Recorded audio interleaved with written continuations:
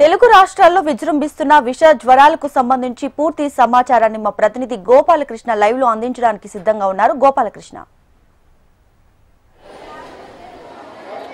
ఎస్డిపిగా ముఖ్యంగా విష జ్వరాలు ఎక్కువగా ప్రబలుతూ ఉన్నాయి. డెంగ్యూ కేసులు చాలా చోట్ల వస్తున్నట్టుగా తెలుస్తోంది. ప్రస్తుతం నేను కరీంనగర్ ప్రభుత్వ ఆసుపత్రిలో ఉన్నాను. జిల్లా కేంద్రంలో ఉన్న ఈ ప్రభుత్వ ఆసుపత్రికి చాలా మంది గ్రామాల నుంచి కూడా ఇక్కడికి చేరుకుంటారు. జనరల్గా అయితే ఓపీ సేవలు మధ్యాహ్నం 12 గంటల వరకు రష్ తగ్గుతూ ఉంటుంది. కానీ మనం ఒకసారి చూడొచ్చు, రష్ కంటిన్యూ అవుతోంది. ఓపీ ఇంకా తీసుకునేటువంటి వాళ్ళు క్యూ లైన్లో ఎదురు చూస్తున్నటువంటి పరిస్థితులు అయితే కనిపిస్తూ ఉన్నాయి. సో హాస్పిటల్ అంతా కూడా రద్దీగా కనబడుతున్నటువంటి దృశ్యాలు మనకు కనబడుతున్నాయి. సో ఇక్కడ ఉన్నటువంటి వైద్యులు నాతో పాటు ఉన్నారు, వాళ్ళతో మాట్లాడించే ప్రయత్నం చేస్తాను. మేడం, ఈ జ్వరాల సంఖ్య పెరుగుతూ వస్తోంది కదా, ఎలాంటి ఫీవర్స్ వస్తూ ఉన్నాయి? జ్వరాలు ఎక్కువగా జనం ఎక్కువగా ఎలాంటి జ్వరాలతో బాధపడుతున్నారు? యూజువల్లీ ఇప్పుడు 1 వీక్ నుంచి కూడా ఫీవర్ కేసెస్ పెరగడం జరిగింది. డైలీ 10-20 అడ్మిషన్స్ అవుతూ ఉన్నాయి. Body pains, fever, cold, cough అలాంటి కేసెస్ ఎక్కువగా వస్తున్నాయి. ఎక్కువగా వైరల్ ఫీవర్స్ ఎక్కువగా ఉన్నాయండి.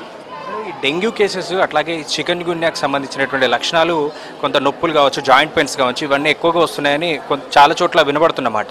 సో ఈ డెంగ్యూ కానీ చికెన్ గున్యా లక్షణాలతో వచ్చే జ్వరాలు కానీ వీటి సంఖ్య ఎట్లా ఉంది? డెంగ్యూ కేసెస్ తక్కువగానే ఉన్నాయండి. 1 or 2 కేసెస్ పర్ డే అట్లా వస్తున్నాయి. మనకి అడ్మిషన్ ఈ రోజు అయితే డెంగ్యూ పాజిటివ్ ఏం లేవు. ఓపీ కేసెస్ బయట నుంచి వచ్చే శాంపుల్సే పాజిటివ్ ఉన్నాయి.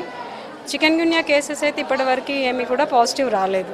సిమ్టమ్స్ అంటే ఏ వైరల్ ఫీవర్లో కూడా బాడీ పెయిన్స్ ఉంటాయి, జాయింట్ పెయిన్స్ ఉంటాయి.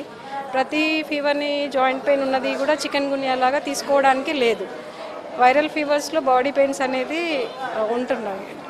మీ అబ్జర్వేషన్ ప్రకారం ఎలాంటి కారణాలతో ఎక్కువగా ఈ జ్వరాలు తగులుతూ ఉన్నాయి? విలేజ్ లెవెల్లో ఉంటున్నారా? చాలామంది జ్వరపీడితులు అర్బన్ ఏరియా నుంచి వస్తున్న వాళ్ళు ఉన్నారా?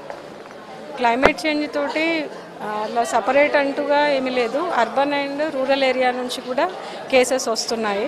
సివియారిటీ అయితే ఎక్కువగా లేదండి. పారాసెటమాల్, బ్యాంటాప్, ఫ్లూయిడ్స్ ఎక్కువగా తీసుకుంటే సరిపోతుంది. ఇదివరకులాగా కూడా అడ్మిషన్స్ ఎక్కువగా లేవు.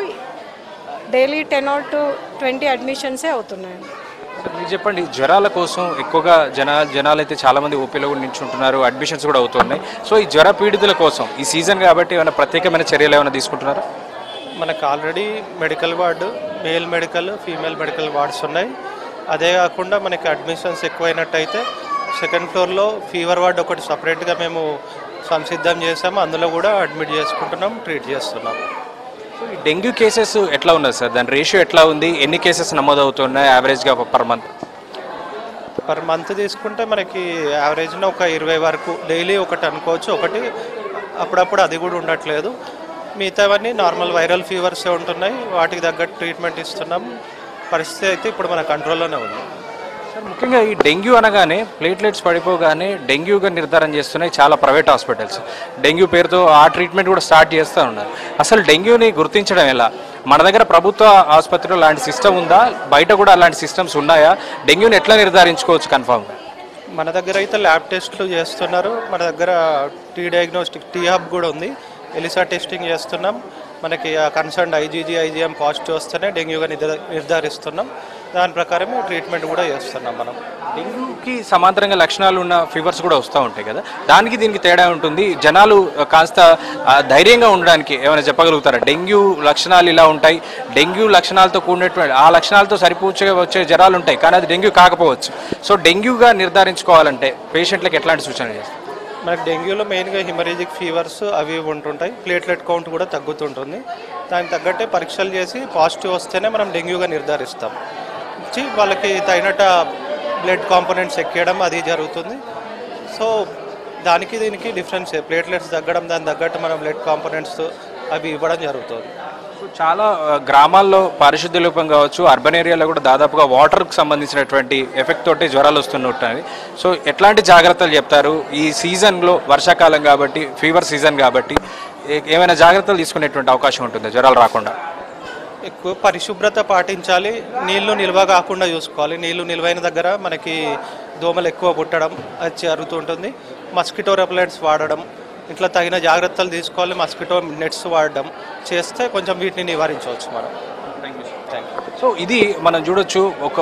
ఒకవైపు జ్వరాల బాధిత ప్రజలు ఎట్లా ఉన్నారో ఓపీ సేవలు కూడా కంటిన్యూ అవుతున్నాయి. ఇది కేవలం ప్రభుత్వ ఆసుపత్రిలోనే కనపడుతున్నటువంటి దృశ్యాలు. మధ్యాహ్నం 12 గంటల వరకు ఇది సిచ్యువేషన్. ఓపీ కావచ్చు, మెడిసిన్స్ కోసం కావచ్చు, ఇట్లా భారీగా క్యూ లైన్లు కట్టుకోవాల్సినటువంటి పరిస్థితులు అయితే కనబడుతూ ఉన్నాయి. మరోవైపు గ్రామాల్లో అటు అర్బన్ ఏరియాలో కూడా ఇప్పుడు పాలక వర్గాలు లేకపోవడంతో పూర్తిగా పారిశుద్ధ్య లోపం అయితే కనబడుతూ ఉంది. స్పెషల్ ఆఫీసర్ పాలనలో సరైన పారిశుద్ధ్య కార్యక్రమాలు చేయడం లేదనేటువంటి విమర్శలు కూడా వస్తున్నాయి. ఇది కూడా జ్వరాలకు కారణమవుతోంది. Over to studio. Right Gopalakrishna, thank you.